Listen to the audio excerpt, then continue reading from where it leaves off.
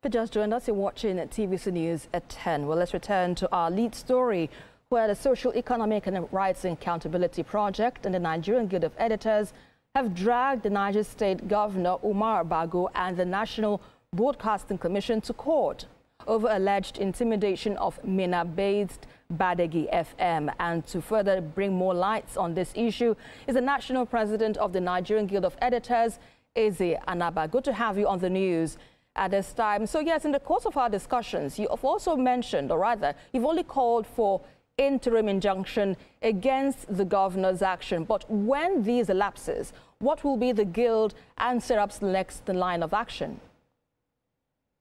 Well, until the court makes a conclusive, takes a conclusive position on it, it's a continuous process. The interim injunction is to handcuff the governor in the interim from carrying out his threats to demolish the radio station structure.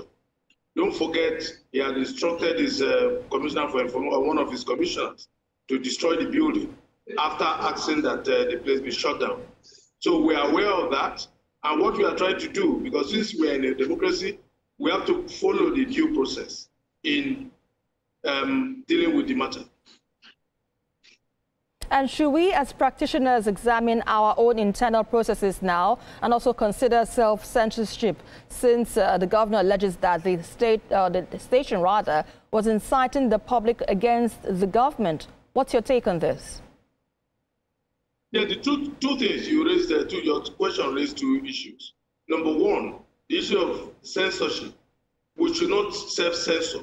I'm aware of the broadcast code, that the Nigerian Broadcasting Corporation's responsibility is to ensure that broadcast stations publish ethical materials and materials that do not threaten national security. I'm aware of that. But it's not in the governor's position to be the complainant, the prosecutor, and the judge at the same time.